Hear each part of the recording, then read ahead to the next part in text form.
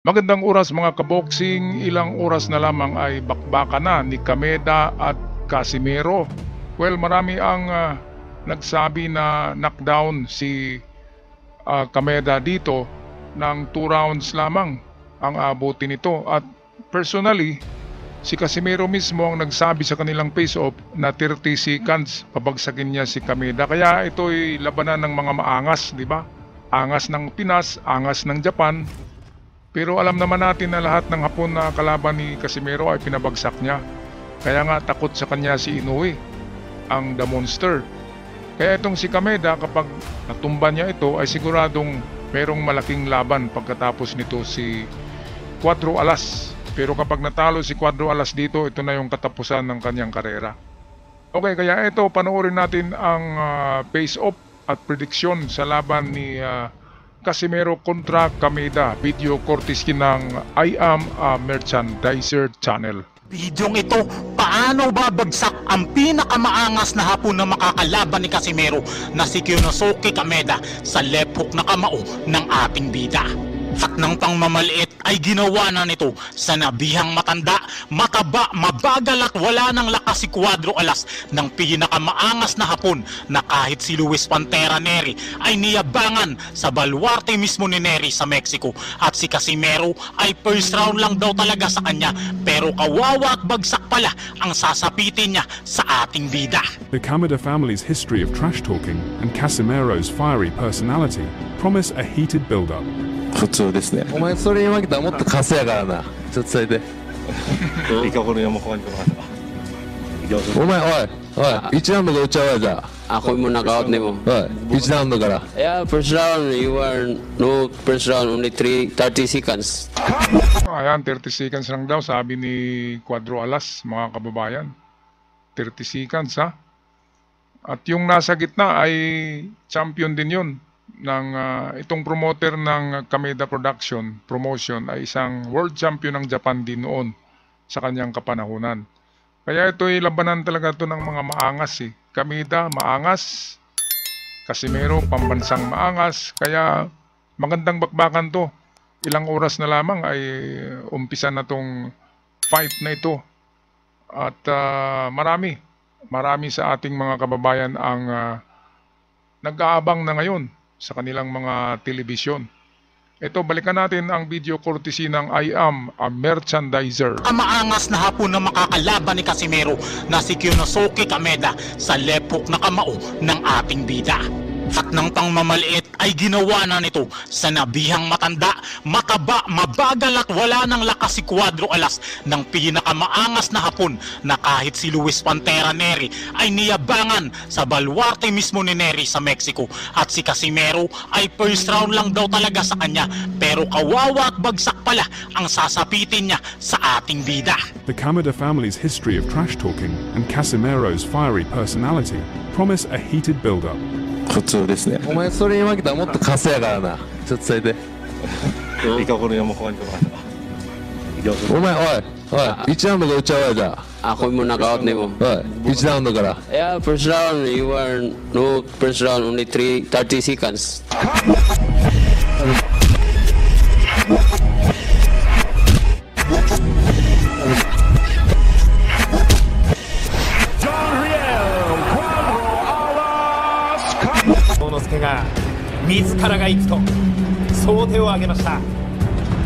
Dito sa super slow mo, malinaw na kamao ni Casimero ang tumama.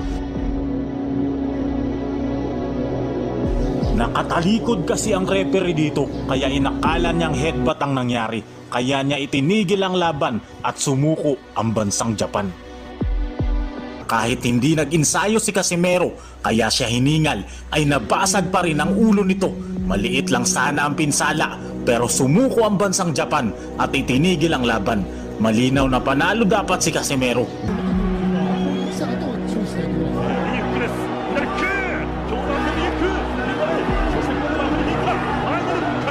Sa mga huling segundo ng round 1 na pabagsak ni Casimero ang kanyang kalaban, pero hindi ito binilangan ng bias na referee na kanyang kababayan. 残り時間が止まってになりました第1ラウンドです。左のフックを振っていきます、カシメロ。Sa round number 2, napapaatras agad dito ang Hapon na kalaban sa sobrang lakas na mga binibitawan ni Kabayan.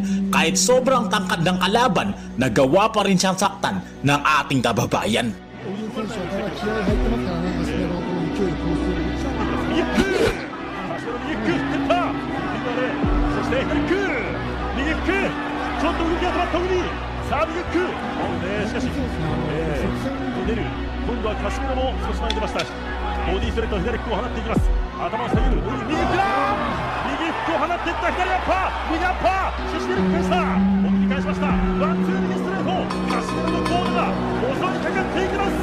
Pagkatapos ng round 2, dito hiningal talaga si Casimero sa sobrang lalakas ng kanya mga binitawang suntok sa kalaban.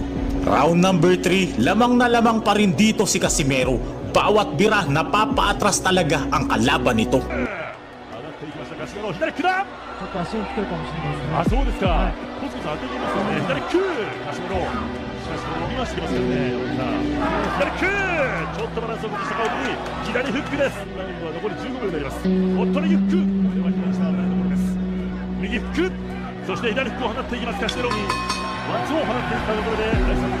Sa pagtatapos ng round 3, dahil sa walang ensayo, hingal kabayo na si Casimero. Masyado na kasing minaliit ang kalaban na Hapon na boksingero. Sa round number 4, kahit na hinihingal at walang ensayo ang ating kababayan, dito niya napuruhan at nabasag ang bungo ng kalaban.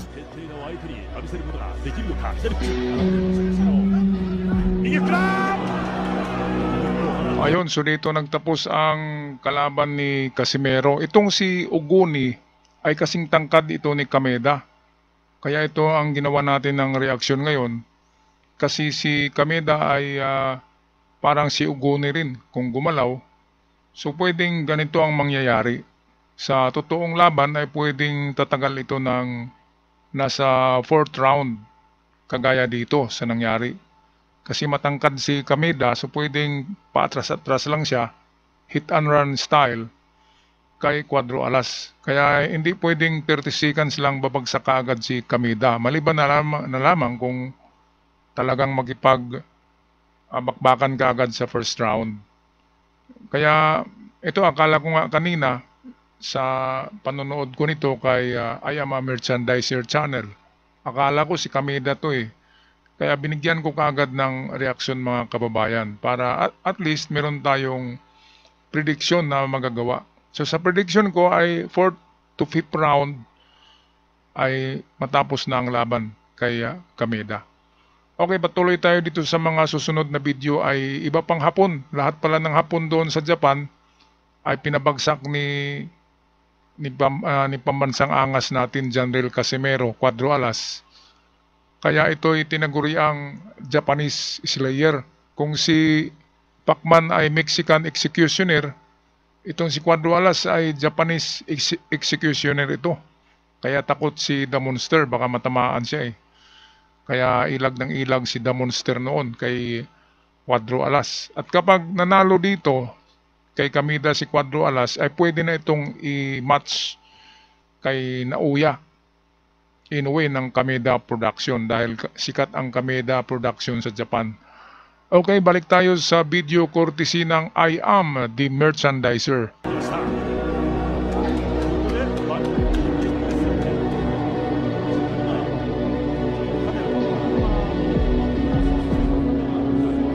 Kitang-kita sa replay na Kamao ang tumama, pero dahil sa sobrang takot ng mga Hapon na mapahiya sa kanilang sariling bansa, napasuko sila at gumamit ng daya. Naging tabla ang resulta ng laban at nangyari na naman ang hindi natin inaasahan. Araw ng Sabado, February 16, taong 2019, sa Skydome SM City North EDSA, haharapin ni Casimero ang secret weapon ng Japan. Siya ang pinakamatindi na kasparing partner noon ni Naoya Inoue, si Kenya Yamashita. Pero brutal knockout ang sasapitin nito sa ating bida. Round number 1, maliksi ang Hapon na boksingero. Pero sobrang lakas naman ni Casimero. Nagpalitan sila ng suntok, pero sobrang diin talaga na mga suntok ng ating pambato. Boxing, no question. Okay, so first time. Ipitaw ng malalakas. Parang binobomba niya yung Hapon. Grabe. Sa round number 2, pinag-aaralan na ni Casimero ang galaw ng kalaban. Puro accurate na powerful na suntok ang kanyang pinakawalan. 10 years old nung nagsimulang maging professional kanyang pag-akyat. Oh, nandidiin na si Casimero. Gusto na umuwi. That resulted the head back and that one as well. Woo! Solid right hand. That hurts Yamashita. He is on. Jandrel Casimero. Round number 3, ayaw pa rin sumuko ni Yamashita pero bugbog sarado na ang inabot niya sa ating bida. Oh! Upper cut on the money and another left hook and a right straight and a left hook. He has been eating against Jandrel Casimero. Ito mga kababayan napansin ko kay Casimero, hindi siya kaliwete pero karamihan ng knockout niya ay galing sa kaliwa. Kaya palagay ko ay na-train niya ng husto yung kaliwa niya na magkasing lakas na ng kanyang kanan. Pero yung kanyang atake talaga galing sa kanan. Kaya minsan na nalilito ang kalaban, akala nila kanan yung pinakamalakas ni Casimero. Yun pala ay pareho lang ang kanan at kaliwa. Kaya kapag tinamaan sila ng kaliwa, knockout. Kaya dito kay Yamashita ay mukhang kaliwa na naman ang magpabagsak dito. O balikan natin ang video panoorin natin kung kaliwa nga ba ang magpabagsak dito. Sa round number 4, umiepekto na ang malilinis na patama ni Casimero. Bumabagal na ng gusto ang galaw ng Hapon na boksingero. Sobrang lakas talaga ng mga suntok ng ating pambato. The body attack to the top. Yamashita being tagged seriously here. And then trying to in the middle of this round, connected with some good punches. Oh, that. Round number 5, sugod pa rin ang sugod ng Hapon na boksingero. At dito na siya pinuruhan ng gusto ng ating pambato. Siya pa rin yung paabante. Siya pa rin yung paatake dito kontra kay Casimero. Tapos matibay. Again, we'll head hunt in this round of yung uppercut on the bottom. Tangilin. Pahataw! Yung uppercut na yung uppercut. Sa round number 6, dito na ibabaon ni Casimero si Yamashita. Mala street fighter na uppercut ang kanyang pinakawalan. Ang muntik pang magpahimatay sa Hapon na kalaban. Ang pinakamatapang na si Yamashita ay sumuko sa ating kababayan. Japanese na namalay. Jandrel, that's another TKO. Araw ng Sabado, December 3, taong 2022, sa Paradise City Plaza, Incheon, South Korea, makakaharap ni Casimero ang isa sa pinakamagaling na Hapon na boksingero dahil ang lahat ng 5 Pinoy na kanyang nakalaban ay pinatulog niya sa laban. Knockout ang inabot ng 5 lahat ng ating kababayan. Kaya ang hatol ng mga Hapon at ng mga hurado, pati na yung mga tao, tagilid talaga si Casimero sa kanilang pambato. Round number 1, sobrang tangkad ng Hapon na kalaban at ito ang kanyang naging kalamangan. Pero kahit na maliit, sobrang lakas naman ni Casimero na ating kababayan.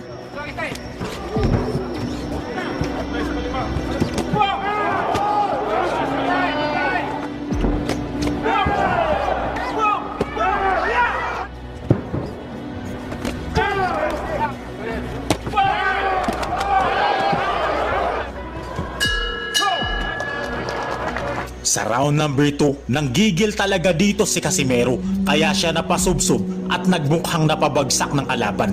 Kaya ang bias na referee agad siyang binilangan.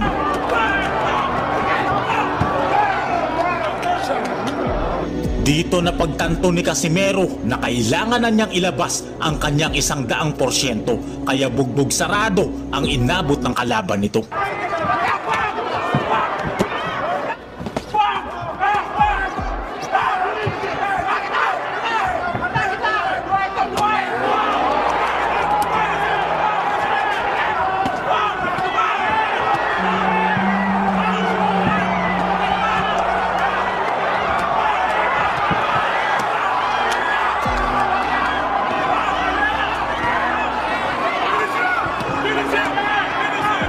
Hilong-hilo na dito si Akaho at di na niya malaman kung saan ang gagaling ang suntok ni Casimero.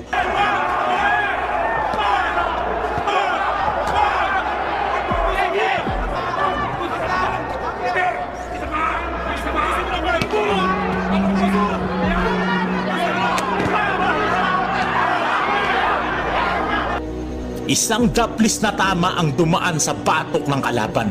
Sumenyas ang referee at nag-warning kay Casimero. At ito ang ginawang dahilan ni Akaho para makatakas sa lakas ng kamao ng ating pambato. Ayan, so ang ending nito ay sumurrender si Akaho kay Padro Alas. Ito sana ang equalizer kasi si Akaho ay Pinoy executioner din, 5 Pinoy ang pinatumba nito.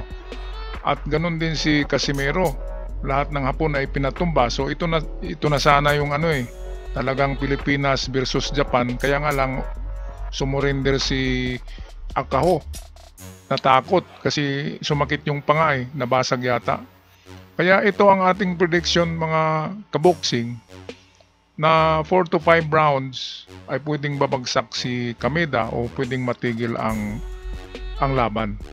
Alright, so abangan na lang natin mamaya ang real fight at real time na laban ni Kameda at pambansang angas ng Pinas, Casimero, ang Cuadro Alas ng Pilipinas. Alright, so kung magpaalam na mga kaboksing, huwag kalimutan mag-subscribe. Sa mga bago pa lamang, tulungan yung lumaki naman ang ating munting channel. Hanggang sa muli, paalam!